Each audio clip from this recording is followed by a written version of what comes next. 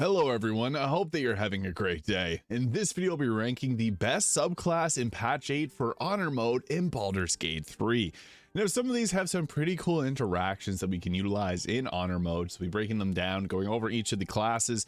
First, starting off with the College of Glamour Bard. Now I just want to say that every single subclass on this list can beat Honor mode, however some are going to have a much easier time than others, and some have a better subclass that's just much more sensible to pick if you're going to be going with them. Like, we got the College of Glamour here, which gives us the Mantle Inspiration. So this gives you temporary health points, gives a 5 at level 3 here, and it scales up to 11 temporary health. And if the attacker gets hit with a melee attack, they become charmed. This is nice because the charm just applies, it doesn't have a check. However, it's only applied on melee attacks. So if someone hits you with a ranged attack, which are pretty common in Act 3, it doesn't really work. Also, if you get hit with a spell, you don't get charm. It is a nice ability because it doesn't have that check. You can just apply the charm on enemies. But let's be honest, when it comes to the Bard subclasses, the Sword Bard is by far the best, with the College of Lore Bard also being extremely useful. That just leaves us with a weird spot for the College of Glamour. So I'll break down some of the other abilities it comes with. Like at level 6, this is probably the best ability here, the Mantle of Majesty Command. This you can command a creature to flee, move closer, freeze, drop to the ground, or drop its weapon. This is basically a version of the command spell that uses a bonus action, doesn't use a spell slot, and you can do this every single turn for 10 turns. As a bonus action, that's really nice. Now, there's a little bit of a thing that's going on with this, because if you were to get to Act 3, you can get the Band of the Mystic Scoundrel, which gives you the ability to do bonus action spells, and command works. However, with this one, you can only do it to one target.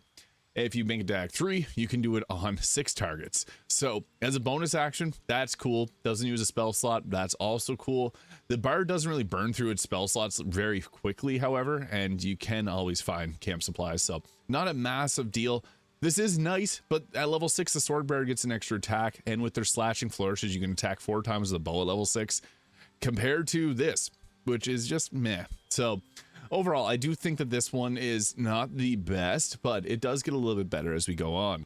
So level 10, the usual magical secrets is really nice to get yourself like Spirit Guardians and all that, but every single bard gets this. So you can see here, Mantle of Inspiration does get buffed up to 11 temporary health. It is nice, it has some cool animations, but as I mentioned, if you get hit with a spell attack and you lose that 11 temporary health, you can't charm a target with it. So it's nice if you're going against a melee heavy team, but that's not always the case. The bonus action Mantle of Majesty is also nice, however, as I mentioned, the Band of the Mystic Scoundrel can give you that same thing, and as a bonus, if you take the Sword Bard, you can take Hold Person, Greater Invisibility, Dissonant Whispers, etc. Even some of the other spells here are really nice. You can even do a Vicious Mockery bonus action. So the Band of the Mystic Scoundrel just makes this class a little bit less powerful. It's still not bad, but I must say that this one is likely going to be going into the D or C tier. I just don't think it's just the contrast between the Sword Bard makes this one look a lot worse. The Sword Bard being more offensive focused, but they all get the same spells. The only big difference is that Mantle of Inspiration to buff up your teammates' health, which you can, get elsewhere. So it's okay, not that good. Now moving on to the Shadow Magic Sorcerer. Level 1, Superior Dark Vision and the Strength of the Grave, so if you get downed, you come back up with 1 health, which is kind of nice. The big thing with the Shadow Magic Sorcerer is the Eyes of the Darkness. It gets regular darkness spells, we don't care about that. We care about the Eyes of the Dark, because this costs 2 sorcery points instead of a spell slot, and when you cast this, you get Eyes of the Dark, which is an ability to see in magical darkness. Now, you can only get this if you pick the Warlock with their Devil's Sight, so we can actually get this ourselves, which is really nice. So if you got yourself a Hexblade on your team, you can benefit from having 2 people head out in your darkness. So you can have your Sorcerer cast Darkness and have your Warlock inside of it, maybe casting Hunger Vidar somewhere else. Very synergetic. Now there's also 3 pieces of gear in the game that allow you to get dark vision, with the Eversight Ring, the Steel Watcher Helmet, and Shar Spear of the Evening, which is exclusive to evil playthroughs. So being able to see through darkness at level 3 is extremely useful. Now, the reason darkness is so good, we're talking Honor mode here. So Honor mode is you can have your run ended at any time. The thing with darkness is the enemies can't do melee attacks into it. They can't do ranged attacks into it. They can't cast spells typically into it. So you're in a really good position if you use darkness, because the enemy doesn't know what to do about it. They can, however, do throwing attacks, but most classes are not spec'd out to be good at throwing, and at most you'll probably take around 10 or 11 damage. So It's very useful. The Eyes of the Dark makes this a very powerful class. I know some people hate darkness, but we're talking honor mode. You need every advantage that you can get. This has saved my butt so many times. If you've ever gotten into a fight where you've been under leveled, sometimes just using darkness to your advantage can make a big difference. So this is a very core defining attribute of the Shadow Magic Sorcerer. At level 3, being able to see in darkness is invaluable. It also gets Shadow Blade, so it's good for multi-classing, but I'm going to try and stick mostly to single classing. And at level 6, we get ourselves the Hound of Ill Omen.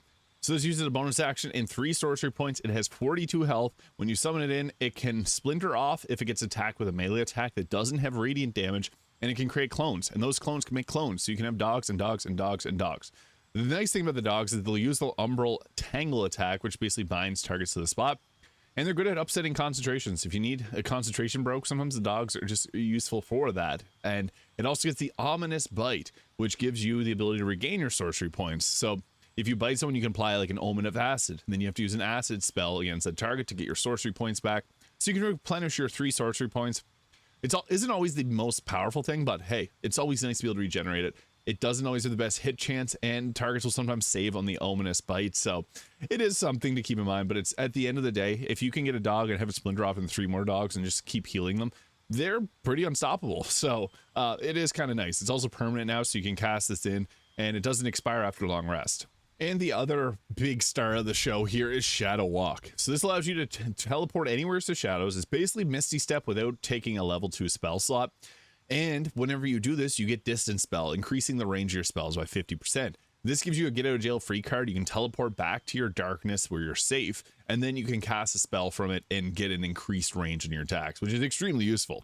So we can summon forth our goodest boy, the Nimbus, the Hound of Ill Omen. So again, as it gets attacked, if it doesn't have radiant damage, it'll splinter off as well. And then it's got this Umbral Tangle doing 2d6 necrotic, and it can bind and ensnare targets. And then the Ominous Bite. Again, doesn't have the greatest hit chance, 55% there, 75 there. Yeah, 65 there. It's never going to be a very high hit chance, but you get the ability to maybe upset concentrations as a bonus action. So this in itself is not bad. It's not super brokenly powerful, but it's still fun. The big thing is whenever we got our Shadow Step here. So we use our little Shadow Walk. Lots of places that are considered lightly obscured, so you can teleport there. And then as a bonus action, you got crazy range in your spells.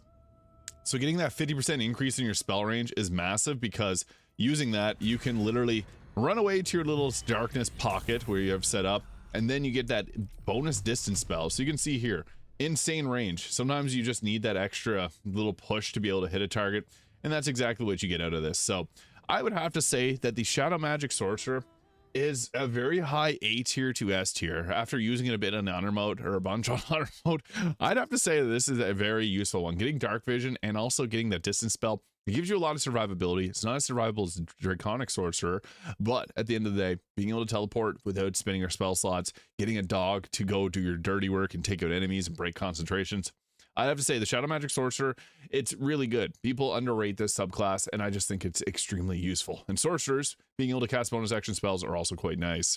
And next we got the Circle of Stars Druid. Then you get Guidance, you get Guiding Bolt using these star maps, and you get your starry forms. They're big show stealer here. This is actually a really good Radiating Orb build. I also like mixing this with the Light Cleric. I do have a build on that on my channel if you'd like to check that out. Starry form, when you make a saving throw to maintain concentration, the lowest you can roll is a 10. And that's really nice, because using some other items, you can basically make it impossible for you to lose your concentration. And, well, as a bonus action, you can do Dazzling Breath. Dazzling Breath is basically like the Dragonborn Cone, but you do radiant damage, which means you can apply Radiating Orbs if you got the right gear. So there's actually a lot of ways we can synergize with this. You also get the Starry Form Archer, which gives you Luminous Arrow, which is also a nice ability. And you get Chalice Healing. If you level this up higher, you can freely swap between these. This is nice because you can go into Chalice Healing. If you heal someone, then you can get an extra bonus heal, which is quite nice. At level 6, you get the Cosmic Omen. Whenever you long rest, you consult the stars for an omen of weal or woe. This basically allows you to increase attack rolls and saving throws for your team, or decrease the enemy's attack rolls and saving throws. So this is really useful. It's kind of like the Divination Wizard in a sense. It gives you that extra edge in combat, which makes it really nice. Once you make it to level 10, you get the Twinkling Constellation. Your starry forms are improved. The Archer's damage and the Chalice Healing are increased by 1d8, and the Dragon gets the ability to fly and hover in an area. So that's cool. So not only does the starry form look cool, you got in the Dragon form Dazzling Breath. You can see there, decent range. This is used so that you can set up your Radiant Orbs. 4d6 plus 3 radiant damage plus your Wisdom modifier. it's pretty useful. So you can do these attacks here that are actually pretty strong as a bonus action. And then you can also swap between your forms. So if you wanted to, let's say, use a healing spell on a target, then you can get yourself the Chalice healing here, which is a 2d8 plus your wisdom modifier heal, which is not bad for a bonus action. Being able to replenish 18 health on a bonus action is pretty nice. And then you can always swap to your other form. So we can go into the Archer form here. And then this will give us the ranged Luminous Arrow attack, 2d8 plus your wisdom modifier damage. And it's got that cool animation here. Decently strong. Great for Radiating Orb builds. I really do like this mixed with the Light Cleric, or even by itself. Still really good. The Druid's the most underrated class, I would say, in Baldur's Gate 3. So with this, I would say that the Star Druid is somewhere around the A tier. It's a good one. The Radiant bonus action abilities are very powerful. I would say it's better than the Land Druid. I still think the Moon Druid is really good, and the Spore Druid has its spots, but for Honor Mode, this one's really good. Oi, next we got the Way of the Drunken Master. This, unfortunately, is overshadowed by the Way of the Open Hand and also the Way of the Shadow.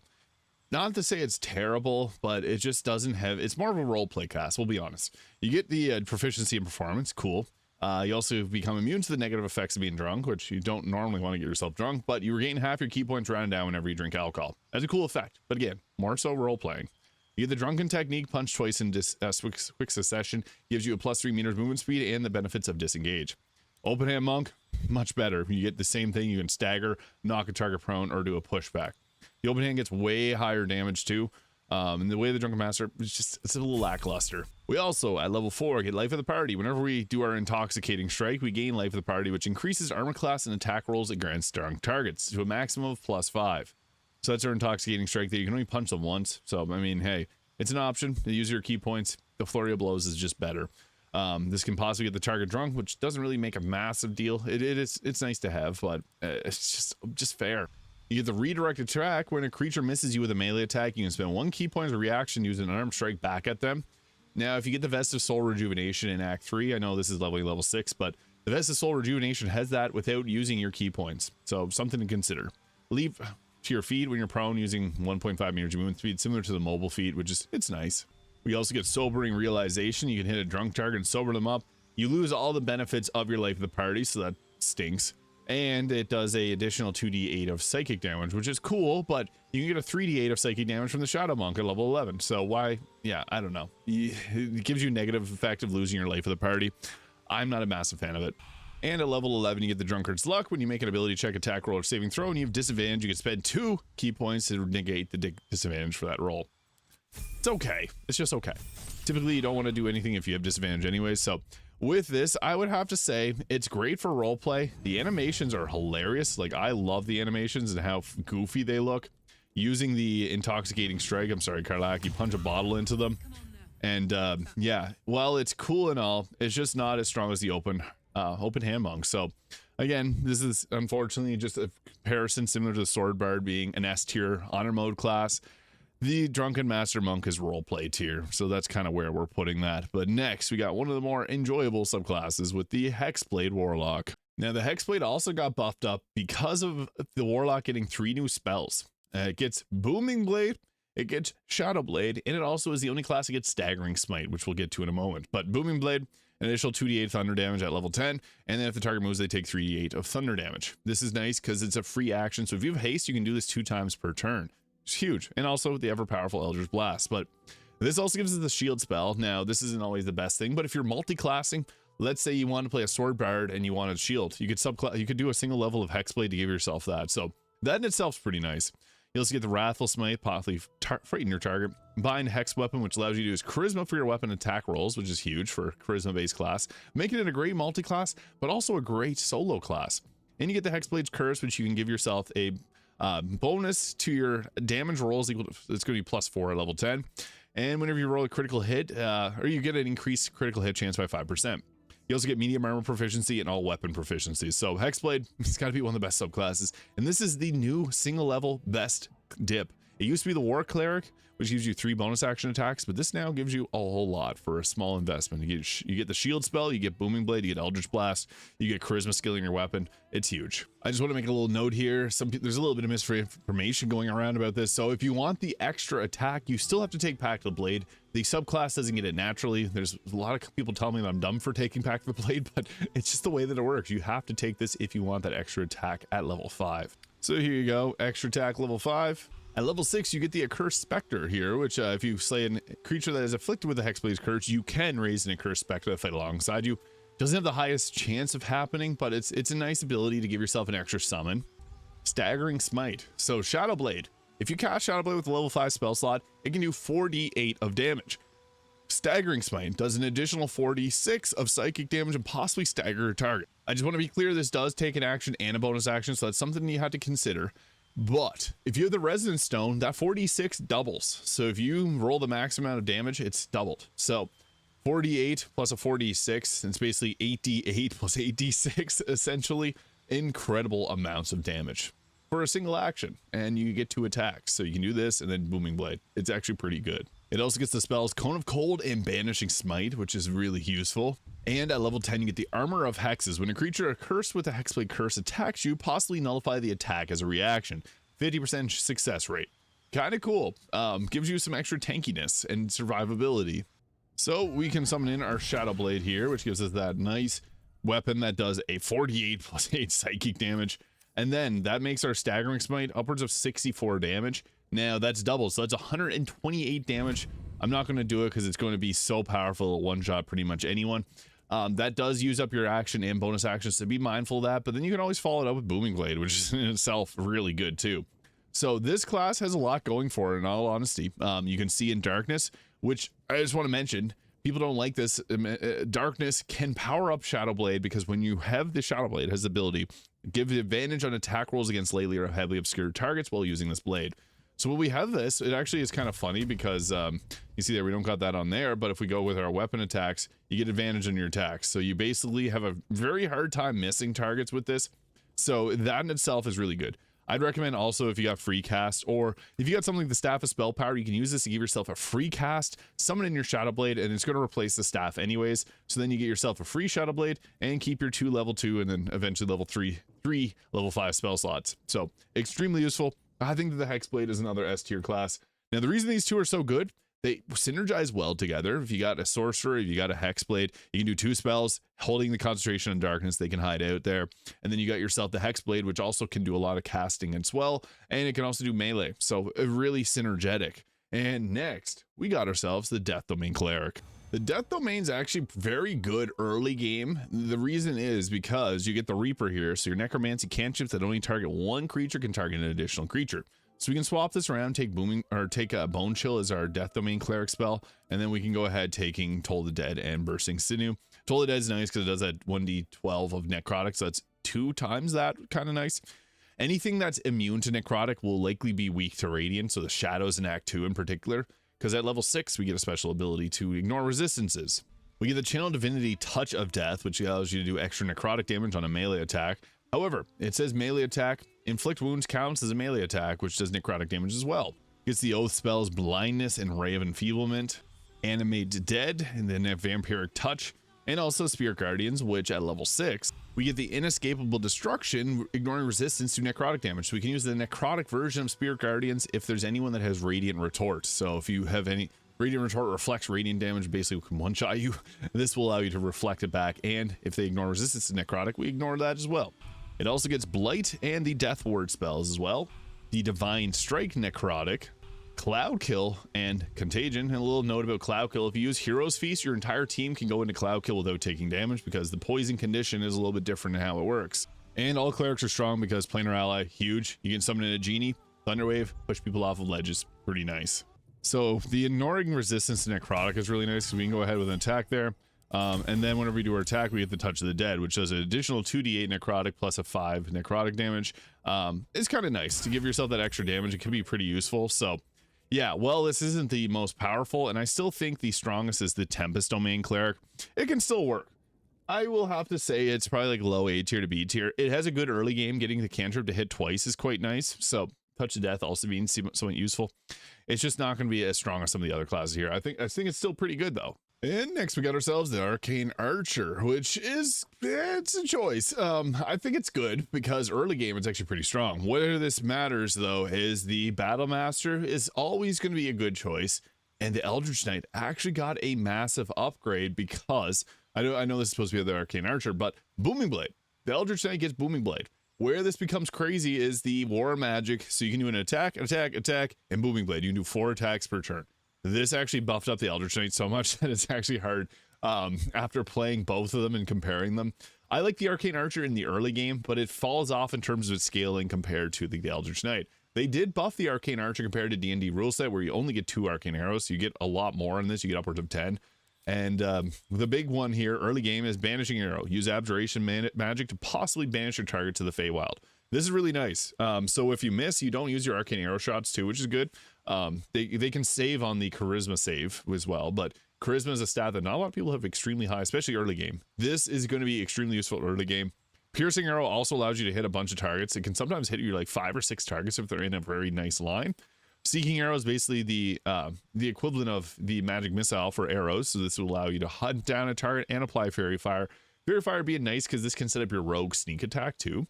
Bursting Arrow is good for the explosion, but I think the start of the show here is Banishing Arrow after using it and getting so many success stories out of it. It's really good. However, as I mentioned, Eldritch Knight got a substantial buff with Booming Blade, allowing it to do 4 attacks per turn, so it's hard to recommend this one. At level 7, you get a Magic Arrow, which you can overcome resistances of piercing damage. And if you miss an attack with a magical ranged arrow, you can use a bonus action to attack the next closest target with the same attack. That's kind of cool. So the upsides, Banishing Arrow being extremely nice. Piercing Arrow having a pretty generous range. You can see there, you can actually hit multiple targets with it. They did just change it in the latest hotfix 31. So this can end up doing half damage if they save on it, so that kind of sucks. But dex save. So yeah, you can deal additional 1d6 piercing damage, which is not massive. It doesn't work with Sharpshooter. It also doesn't really benefit from a lot, but it's something. I just think, again, this is a good class, but since the Battle Master is always a great choice with their Rally, it doesn't get counterspelled. You can pick up down allies with Rally. And on top of that, also the Eldritch Knight getting a substantial buff. It's hard to recommend the Arcane Archer, but it's still a good one if you wanted to play with the fighter at the end of the day. 3 attacks at level 11. Hard to beat that. So I would say it's somewhere around here. Another nice thing, you could actually go with this class and take a single level of the Hexblade, get yourself the Booming Blade anyways. So, I mean, there's choices. So I'll put that into the B tier for, I think it's an okay class, but next we have the Giant Barbarian, which just actually got nerfed. Now, I do think the Berserker Barbarian is the better thrower now after the recent change. This would add a rage bonus damage doubled on your throw attack. So this is a throwing based class. The nice thing about the Giant Barbarian is you can throw any weapon in the game. You don't get limited like the Berserker. You get the Boot of the Giants, which is actually pretty good. You can kick a target and then you can potentially knock them off of ledges, one-shotting them. Kind of nice for a bonus action. And level 6, this is the big ability where it differentiates itself from the Berserker. The Elemental Cleaver. So you can add additional acid, cold, fire, lightning, or thunder damage on your attacks, and it gains a thrown property, and it returns to your hand. So this allows you to throw great swords, which typically wouldn't do any extra damage. They just do like a 1d4. Now it does the 2d6 that they get. So that's really nice. The big thing here, though, Elemental Cleaver, it adds an elemental damage type. So the Snowburst Ring, I love throwing it on this because I'm a big fan of the Snowburst Ring in general, but you can now throw your weapons and make ice patches below targets, so it's good for breaking concentrations. However, the best throwing weapon in the game is still Nyrona, and that returns your hand magically when thrown. So, and it also has the thrown property. So, yeah, this is good, but it used to get extra damage on if you use Tavern Brawler on this elemental damage. So it used to be a lot better, but they just changed on hotfix 31 or hotfix 30. So yeah, a little bit of a nerf. My favorite ability is Mighty Impel, which gives you the ability to throw targets. You can throw your weapon. This basically gives you that you do 2 throws, and then this is a bonus action throw. So it's kind of nice. I mean, it's useful, but at the end of the day, Berserker Barbarian level 9 with 3 levels of the Rogue, it gives you 4 attacks. So that's a little bit better. You had to be enraged to be able to do this. You must be enraged to do your Elemental Cleaver. And yeah, it's good. The Boot of the Giants is nice because you can literally get lucky sometimes and kick people right to their demise. So yeah, it can be good, but it's not the best. So yeah, it's okay. I think that the nerfs actually kind of hurt it quite a bit, and the nerfs are in honor mode too. So I'd have to say this one is, it's still not bad. I might put it somewhere. Yeah, I might put it in the B tier. If you really want to use it, it's great. Powerful, still, it's still powerful. It's a Barbarian. They're good. However, it's not as good as the Throw Zerker. And I'll be honest, if you're going to do a throwing build, you may as well just do the Throw Zerker with the returning pike and then eventually get the Nirona weapon. And next we got the Oath of the Crown Paladin, which I think is actually really good. You get the Righteous Clarity, which adds proficiency bonus to attack rolls. So you can give a +4 to someone that has great weapon master with the -5 to their attack rolls. Goodbye. It's now just a -1, meaning you're much more likely to hit. If you have great weapon master yourself, it's a nice buff to you, but it can buff up your teammates. It applies for 10 turns. It's actually pretty nice. But we also got another cool ability here. Once we make it to level 3, we get 2 really fun attacks. You get Turn the Tide, which does a heal at a 9-meter radius, huge. And you also get the Champion's Challenge, which allows makes it so that targets will get disadvantage if they attack anyone but you. This forces the AI to usually attack you, but if they don't, they get disadvantage of their attack roll, which is really nice too. So this is actually a game changer. It does have a wisdom save, so that's something to keep in mind, but it's nice. You also get Command and Compel Duelist Channel Oath spells. You also get Warding Bond and Spiritual Weapon. It's a nice bonus action ability to get for the Paladin. You also get Divine Allegiance. When an ally within 1.5 meters of you takes damage, you can use your reaction magic to substitute your own health for your allies taking the damage instead of them. This is pretty useful if you're trying to protect someone. It's the best way to do it. This is also nice if I just want to make a mention. If you're playing honor mode with someone else, like if you're doing a couch co-op with your significant other, playing as the Oath of the Crown can be nice because you can be a defender for them. So bonus points there. And the ever-powerful Spirit Guardians. This makes this one of the best if you want to be using like a Radiating Orb build. Previously, the Light Cleric was the best, but I actually think this one's a little better.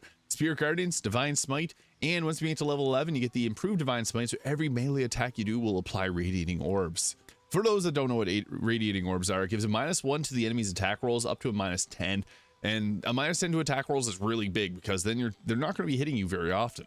So as I mentioned, improved Divine Smite makes every melee attack get that 1d8 of radiant damage, so you can apply Radiating Orbs. Now, I want to put a special highlight to this because it also has the ability to multi-class well with the Hexblade. So you can add 11 levels of this, 1 level of the Hexblade Warlock. You can go all in on your Charisma, use Charisma for your weapon scaling because of the Divine Hex weapon, and then you also get Booming Blade. So you can do Divine Smite, Booming Blade, Divine Smite, Booming Blade, making it much more spell friendly. It's really good. So yeah, I'd have to say the Oath of the Crown is much better than people think it is. I preferred Vengeance Paladin. I still think that's great, and multi-classing that is kind of nice too if you go with a Sorcerer. But even still, if you want a Radiating Orb build, the Oath of the Crown Paladin is extremely useful for that. And as I mentioned, if you're doing couch co-op with your friend, this is a great one to complement them because it's tanky. It can grab aggro from the enemies. It can provide healing for your teammates. It's all in one, and it's really good. I think that's underrated for sure. And next we have the Bladesinging Wizard. Now, there's a big reason why I think this is good. Abjuration is probably the true best, but let's be honest, this is a weird play style. If you want to make the most of Abjuration, you got to stack up your Arcane Ward to give yourself that defense, and then you're going to run around with Armor of Agassiz, proccing the opportunity attacks to deal the massive amounts of damage you can do from that. I don't love that playstyle, I'll be honest. It's not fun. Personally, I rather just cast spells and have a melee attack. And the Bladesinging Wizard is actually really good in that regard because it gets 2 attacks at level 6, similar to the Bard, the Sword Bard. Where that differs though is the Wizard gets extreme amounts of spells. So you can get like Fireball, Lightning Bolt, Chain Lightning, Luke's Freezing Sphere. It's really good. It also multi-class as well because the Wizard you can learn spells from scrolls if you got full spell casting. So it works well with the Tempest Cleric. It works well with the Paladin. I actually really like 10 levels of Bladesinging Wizard with 2 levels of the Paladin. I posted a build for that yesterday, and it's extremely useful because you get Divine Smite on top of your Blade Singing, which is really good. The Blade Song gives you proficiency bonus to your armor class, so +4 at level 10 to your armor class. And you gain advantage on acrobatics and a plus proficiency bonus to your constitution saving throws, so you're much more likely to hold concentrations. This also does multi-class well with the Star Druid. It's kind of fun. It also gets access to Shadow Blade and Booming Blade, which are 2 very good spells, obviously from patch 8 out of both of these. Level 6, extra attack. Nice. And at level 10, you get the Song of Defense, which you can expend a spell slot to subtract 5 times the damage from an attack that hits you, so makes you a little tankier. So I think the Bladesinging Wizard is actually really good. So getting that bonus to your armor class, that's nice. You also get huge bonuses to spell casting. You also get the Blade Song Climax. You get so much from this that I think it's actually pretty useful to use in combat. And Shadow Blade, again, being the star of the show here, doing a ton of damage. You get Booming Blade, and if you multi-class a Paladin, you get Divine Smite as well. And the Paladin doesn't really require much charisma, so that's good in itself too. All in all, Bladesinging is nice because it does have great multi-classes, but even as a level if you go all the way up to level 12 with this, is good. I do like level 10 bard or level 10 sword bards. The usual best class in honor mode is 10 levels of sword bard, 2 levels of paladin. Now you can do 10 levels of the Bladesinging Wizard and 2 levels of paladin. Similar results. You can use Band of the Mystic Scoundrel. The only thing you don't get is the flourishes, but you do get a bunch of extra spells that you wouldn't normally get. And Odaluk's Freezing Sphere, one of the best in honor mode. So I'd have to say that this one is somewhere around A tier. I do think it's somewhere maybe a little bit better than a Star Druid, but not as good as the Oath of the Crown. Maybe a little bit better. They're both really hard to say. So I'm going to put that one in the A tier. Now we're getting into the Ranger and the Rogue, two of the not great classes from Baldur's Gate 3. Now I want to clarify when I say not great. It's because with the Ranger, it's a half caster, so is a Paladin. The Paladin has higher damage. This does have more utility, but the Druid has more like it just fills a weird niche, and this is something that's said heavily in D&D. The Ranger is okay, but the best one I would say is the Gloomstalker Ranger, because it's so front-loaded that you can take 5 levels of this and then go with the Rogue Assassin and then add in the Battlemaster Fighter, and that's a really great one. The Swarmkeeper, it's okay. And with the Rogue, the Bard gets greater invisibility, whereas the Rogue only gets the Arcane Trickster can get invisibility, so I think the Sword Bard's better than the Rogue in a lot of situations. So anyways, back to the Swarmkeeper. You get the Praise Send, which gives you additional damage on Hunter's Mark targets. You get Fairy Fire, you get Mage Hand. That's nice. You also get to choose either psychic damage, blading damage, or piercing damage. Now, one thing with the moths, the blindness disappears on the enemy's next turn, so it doesn't really actually do a whole lot. The jellyfish can shock targets and give lightning damage, and the bees give that pushback. All of these damage types are pretty decent overall, but it's just something missing here. At level 5, it gets the web and extra attack, which is kind of nice. At level 7, you get the Writhing Tide, so you can condense your mass of swarm, and you can move to 3 meters in flying, which will save you from surface effects, which is nice. You also ignore difficult terrain, normal for a ranger. Level 9, you get Gaseous Form and another Writhing Tide, Writhing Currents slot there. It's okay again, not great, not much of a game changer. And at level 11, the Mighty Swarm. This increases its damage to a 1d8, it's a little bit more. And a special attack now is an additional feature. And teleporting to your swarm now increase your armor class for the rest of the round, which is it's nice. Looks aren't everything. While it does look cool, it's not as strong as some of the others. And even the Gloomstalker, as I mentioned, is a better choice overall. So unfortunately, I'd say the Circle of Swarm is probably C tier. It's just missing something that the other classes just bring to the table. And especially on honor mode where that matters heavily. Finally, Swashbuckler. Now, I will say the Swashbuckler isn't as bad as the Arcane Trickster. The Assassin and the Thief both outweigh it, though. The reason the Assassin's so good is with the Gloomstalker. This gives you an advantage on attacks rolls against creatures that haven't taken a turn yet. And also the Assassin Ambush. You can get a critical hit against any surprise creature. And the Assassin's Alacrity, which restores your action bonus action at the start of combat. What's also cool is if you are able to surprise the creature by using like the Quasite, you can actually get that surprise off easily. The Thief is also extra bonus action, enough said. 9 levels of the Monk with 3 levels of the Thief. Huge damage because that bonus action can do over 100 damage per bonus action. Massive. Also, if you take the Giant Barbarian, that's an extra throw. Or not the Giant Barbarian. If you take the Berserker Barbarian, that's an extra throw. The Swashbuckler, however, targets can't make opportunity attacks against you. And you also don't need advantage to trigger sneak attacks if you don't have disadvantage. And you get a bonus to your initiative, which is also nice. But there's other ways to get bonuses to initiative.